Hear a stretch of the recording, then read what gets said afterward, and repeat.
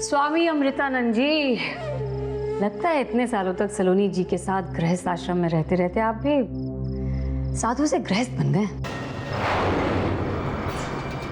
पर ना आप जैसे साधु लोग तो लोगों को धैर्य सब्र का पाठ पढ़ाते हैं और आज आप खुद ही सलोनी की बेटी को लेकर सलोनी की तरह ही अपना धैर्य खो रहे। हमने कहा है भाई, हम एक ना एक दिन सलोनी को उसकी बेटी से मिला देंगे, फिर जल्दबाजी किस बात की? क्योंकि धैर्य की भी एक सीमा होती है उर्वशी। 11 साल बीत चुके हैं आपके एक माँ को उसकी बेटी से अलग किए हुए, और कितनी परीक्षा लेंगी आप ममता की? आपको जरा भी अंदाजा नहीं है कि माँ की ममता में कितनी ताकत होती है। बहुत शक्ति है माँ की ममता में। अगर जिंदगी भर भी उसकी परीक्षा लेंगे ना तो भी माँ कभी हार नहीं मानेगी। राइट सलोनी? और वैसे भी अभी तो सिर्फ 11 वर्ष ही गुजरे हैं सलोनी को परीक्षा देते देते। वैसे सलोनी, एक बहुत जरूरी बात बतानी थी तुम्हें, कि जानकर तुम्हें खुशी होगी कि तुम्हारी बेटी शहर के बहुत बड़े स्कूल में पढ़ रही है। उसे हम वो सारी सुविधाएं दे रहे हैं जो एक सिंह खानदान की बेटी को मिलनी चाहिए।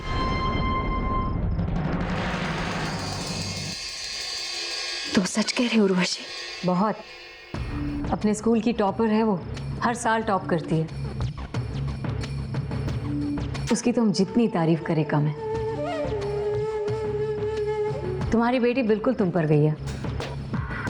तुम्हारी तरह ही अगले की मदद के लिए हमेशा तैयार रहती है। जहां किसी ने उसे अपने मदद के लिए आवाज दी, अपना सब कुछ भूलकर, सब कुछ छोड़ छाड़ कर सामने वाले की मदद के लिए तैयार हो जाती है। ऐसी तो है तुम्हारी बेटी।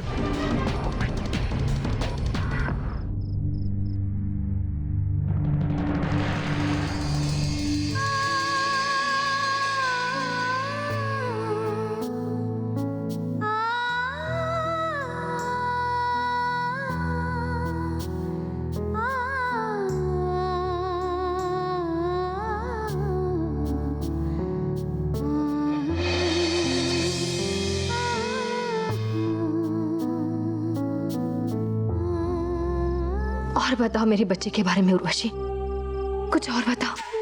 बस बस बस बस सलोनी, आज के लिए इतना ही काफी है।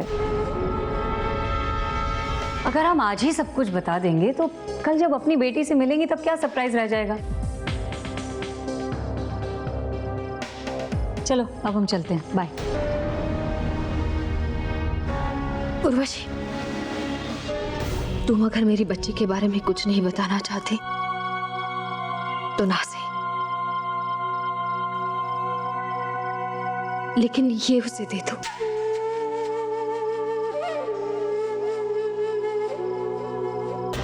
श्योर। वैसे है क्या इसमें? मेरा आशीर्वाद तुम्हारे पास दे रही हूं ताकि मेरा आशीर्वाद मेरी बेटी तक पहुंच जाए। समझो तुम्हारा आशीर्वाद तुम्हारी बेटी तक पहुंच गया। अब हम चलते हैं, हमें बहुत देर हो रही है। तुम्हारी बेटी को होमवर्क जो करवाना है। Bye bye Swami ji.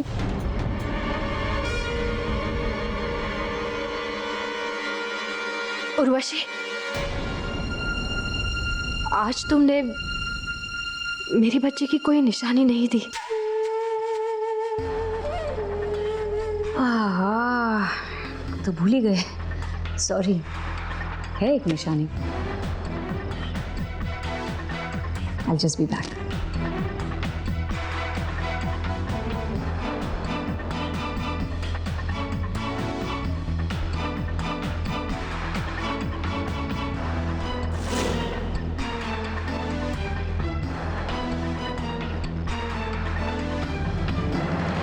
ये लो।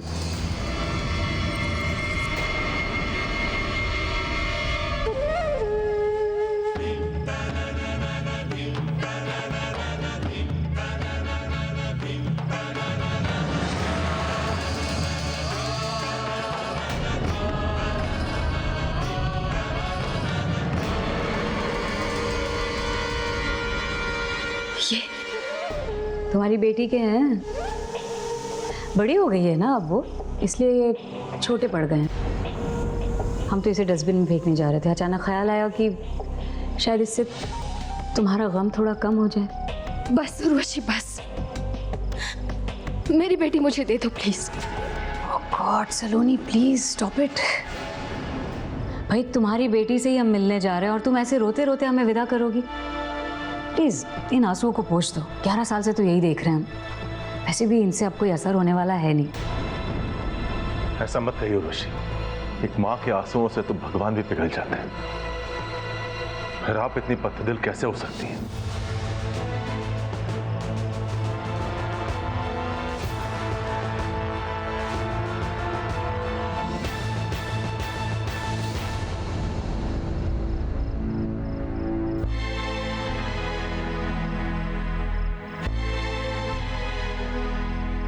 मेरी बच्ची,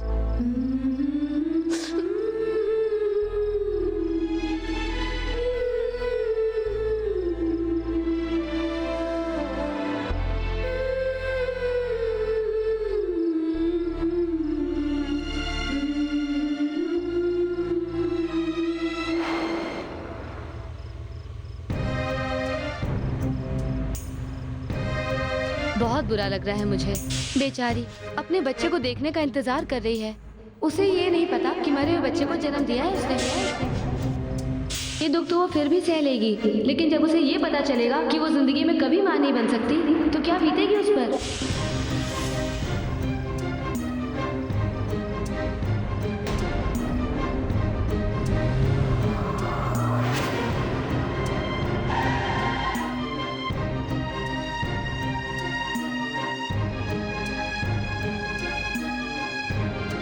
सलोनी, तुम ठीक तो हो ना?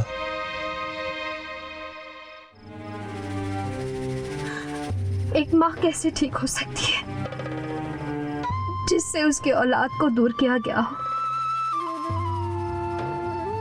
एक बच्चा जब जन्म लेता है तब उसका चेहरा देखकर उसकी माँ अंदाजा लगाती है कि उसकी शक्ल उस पर गई है या उसके पिता पर। और मैं वो बदनसीब माँ हूँ जो इतने साल गुजरने के बाद भी अपने बच्चे की शक्ल भी नहीं देख पाई।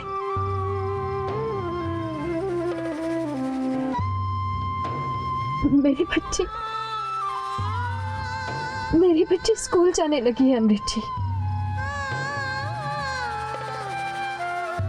हर बार उर्वशी से अपनी बच्ची के बारे में सुनकर सपनों में उसकी तस्वीर बनाने की कोशिश करती हूँ मैं। कभी सोचती हूँ वो ऐसी होगी, कभी सोचती हूँ वैसी होगी, लेकिन मेरी मजबूरी देखिए, उसकी कौन सी तस्वीर सही है ये जानने का कोई रास्ता नहीं है मेरे पास। मैं कितनी मजबूर हूँ अमृत जी, मैं कितनी मजबूर हूँ। नहीं सलोनी, भगवान की मर्जी को अपनी मजबूरी मानकर खुद को दोष मत दो। हमें दुख तो इस बात का है कि पिछले 11 सालों से तुम्हारे इस दुख, इस तड़प को दूर करने के लिए हम चाहकर भी कुछ नहीं कर पाए। अब तो तुम्हें दिलासा देने के लिए हमारे पास शब्द भी नहीं है सलोनी। ऐसे हम नहीं कहेंगे कि बहुत जल्द सब कुछ ठीक हो जाएगा। हाँ, इतना जरूर कहेंगे कि इस लड़ाई के अंत में जीत जरूर तुम्हारी होगी, और इस लड़ाई में तुम्हारा साथ देने के लिए हम हमेशा तुम्हारे साथ रहेंगे, चाहे जो कुछ हो जाए।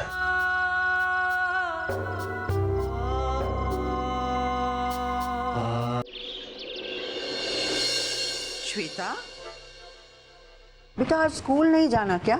चल उठ, चल अब जल्दी से तैयार हो जा वरना देर हो जाएगी। नहीं भाभो,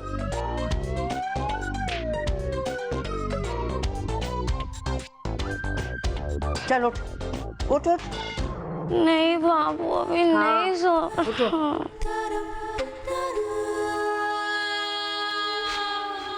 अरे सावरी,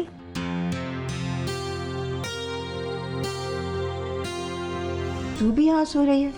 अपने कमरे में क्यों नहीं सोई? हाँ बाबू, वो रात को मैं श्वेता की भाभो, इसको भी मैं प्रेजेंटेशन तैयार करनी थी ना, तो ये मेरी हेल्प लेने आई थी और फिर मैं सो गई और शायद ये थक गई होगी ना, इसलिए ये भी सो गई होगी यहीं, है ना सावरी? हाँ बाबू, रात को प्रोजेक्ट पूरा करते करते मुझे नींद कभी आ गई पता ही नहीं चला। कोई बात नहीं, अब ये सारी चीजें समेट ले और अपने कमरे में जाकर स्कूल के लिए तैयार हो जा जल्दी से। चलो अब तुम लोग जल्दी जल्दी तैयार हो जाओ।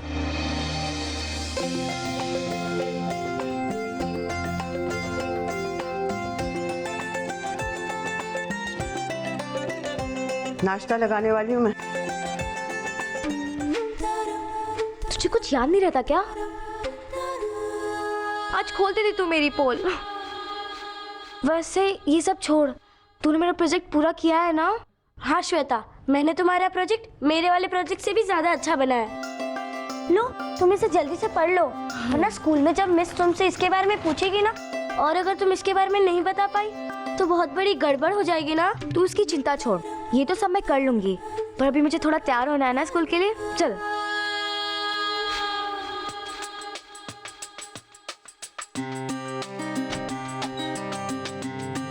ये बोरिंग सी ड्रेस।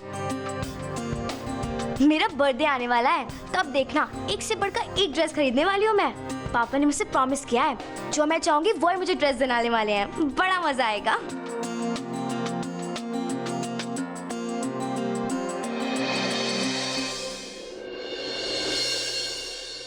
ये वाली नहीं, ये वाली।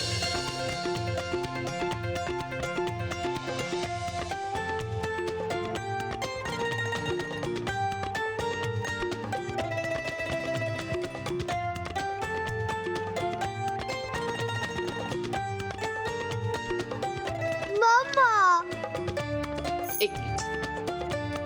मुझे लगता है कि आपको ये ड्रेस पहननी चाहिए श्वेता के जन्मदिन पर। आई एम श्योर तुम इसमें बहुत सुंदर दिखोगी। ये नहीं। हाँ बेटा,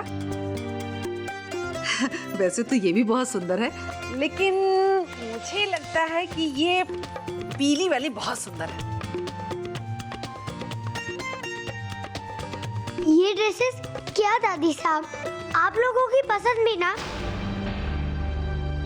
आप लोग प्लीज रहने दीजिए, मैं अपनी ड्रेस खुद सेलेक्ट कर लूंगी। अरे ये ड्रेस पसंद करने का काम तो बाद में करना, नहीं तो स्कूल के लिए बहुत देर हो जाएगी। जल्दी करना। हाँ हाँ दादी साहब। ये वाली अच्छी है ना? बहुत अच्छी।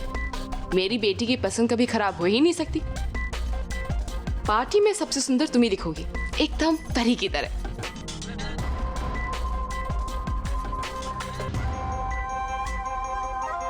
मामा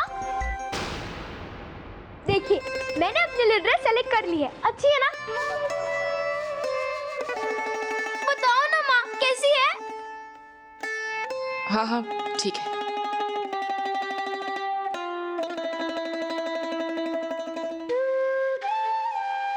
अरे अरे वाह निकिता बिटिया, तूने तो बहुत ही सुंदर ड्रेस पसंद की है, और रंग भी कितना सुंदर है।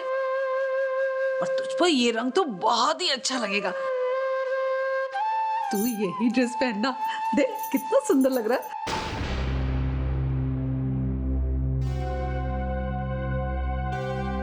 मामा, मुझे लगता है कि श्वेता की बर्थडे पार्टी में मुझे ये वाली ड्रेस पहननी चाहिए। अच्छी है ना? बहुत अच्छी है। अरे वाह, तब तो बहुत मजा आएगा। हम दोनों बहनें और एक ही कलर की ड्रेस पहनेंगे, सेम टू सेम। हम दोनों नहीं, सिर्फ मैं येलो कलर की ड्रेस पहनूंगी, तुम कोई और कलर की ड्रेस पहनना। लेकिन क्यों? येलो तो मेरा सबसे फेवरेट कलर है। तो क्या हुआ, ये मेरी फेवरेट ड्रेस है। लेकिन कामिनी, इतनी जिद्दी हो तुम निकिता। जब कामिनी कह रही है तो कोई और ड्रेस क्यों नहीं पहन लेती? इतने कपड़े हैं तुम्हारे पास। लेकिन मम्मा। Nikita,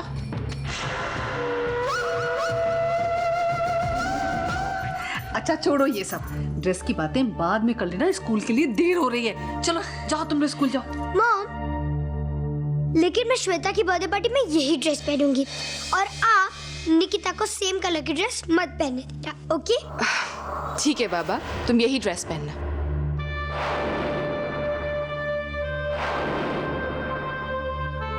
bye mom. बाय नानिसा। बाय बेटा। आ गए तुम सब लोग, कमाल है। आज तुम सब लोगों को एक साथ एक ही स्कूल ड्रेस में देख के बहुत अच्छा लग रहा है। अरे मुझे अपने स्कूल के दिन याद आ गए भाई। तुम्हें पता है जब मैं स्कूल जाया करता था ना, ओह इस फोन को भी अभी बजना था। हेलो, अरे ईशान बेटा कैसे हो तुम? अरे भाई तुम यहाँ की हालचाल के बारे में पूछना छोड़ो, तुम ये बताओ तुम्हारी पढ़ाई कैसी चल रही है? ईशान भाई सा मुझे दीजिए ना, मुझे दीजिए ना। ये लो भाई, सावरी बात करेगी। लो तुम ही बात कर लो पहले।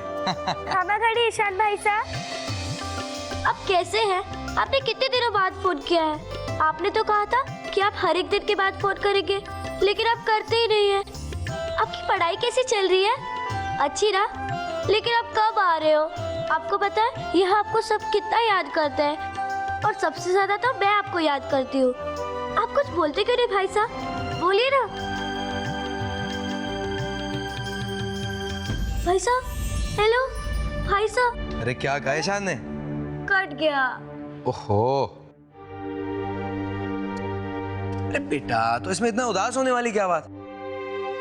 तुम एक काम करो, जब तुम स्कूल से वापस आओगे ना तो हम तुम्हारे लिए दोबारा फोन लगा देंगे, फिर तुम जी भर के अपने भाई साहब से बात कर लेना। हाँ? अब तो खुश हो ना? बाबू, आपने मुझसे वादा किया था कि आप मुझे प्ले स्टेशन देंगी, आप भूली तो नहीं? कभी अपना दिया हुआ वादा नहीं तोड़ती मैं। कल जब बाजार जाएंगे ना तो ले लेना अपने लिए। प्ले स्टेशन वो तो मुझे भी चाहिए भाभो। आप मुझे दिलाएंगी ना? तुझे क्यों? आदित्य से तो मैंने वादा किया था कि अगर वो ट्यूशन जाएगा तो मैं उसे प्ले स्टेशन ला के दूंगी। उसने अपना वादा पूरा किया तो मैं भी कर रही हूँ ना अपना वादा पूरा। नहीं बाबू, मुझे अभी चाहिए, और मेरे एग्जाम को तो कितना टाइम है। प्लीज ना बाबू प्लीज, अभी मैं इतना वेट नहीं कर सकती। अगर वेट नहीं कर सकती तो फिर ठीक है। आज तुम्हारा ज्योग्राफी का प्रेजेंटेशन है ना, अगर उसमें तुम्हें क्लास में सबसे ज्यादा मार्क्स मिले तो आदित्य की तरह तुम्हें भी प्ले स्टेशन मिलेगा। डन। आदित्य, ये लो तुम्हारा टिफिन, मैंने तुम्हारे फेवरेट सैंडविचेस पैक किए, खा। आदित्य,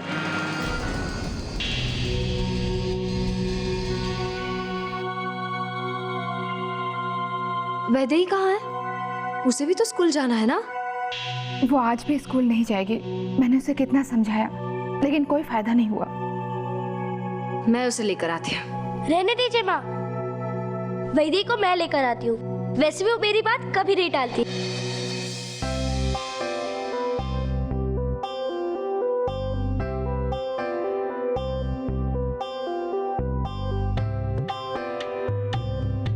वैदेही जीजी, आप अभी तक सो रही है? आपको स्कूल नहीं जाना है क्या? देखो जीजी, मैं जानती हूँ कि आप सोने का नाटक कर रही हो ताकि आपको स्कूल ना जाना पड़े, है ना? सच सच बोलिए ना जीजी कि आप इसलिए स्कूल नहीं जाना चाहती क्योंकि वो लड़के आपको परेशान करते हैं और आपका मजाक उड़ाते हैं, है ना?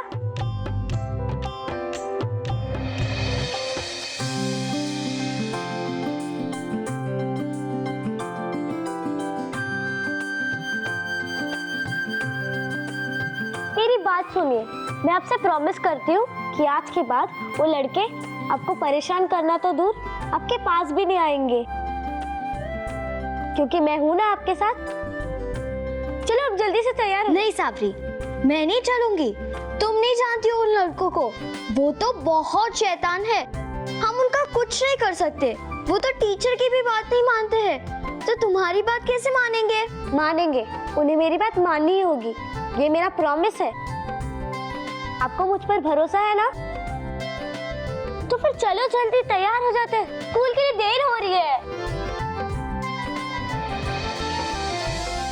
हमें बहुत लेट हो रहा है मॉम। उस वैदेही और सावरी की वजह से हमें फिर से डांट पड़ने वाली है। अब जल्दी चलो ना, वो दूसरी गाड़ी में आ जाएंगे ना, प्लीज। नहीं श्वेता, वो लोग आते ही होंगे, मैं बुला कर लाती हूँ।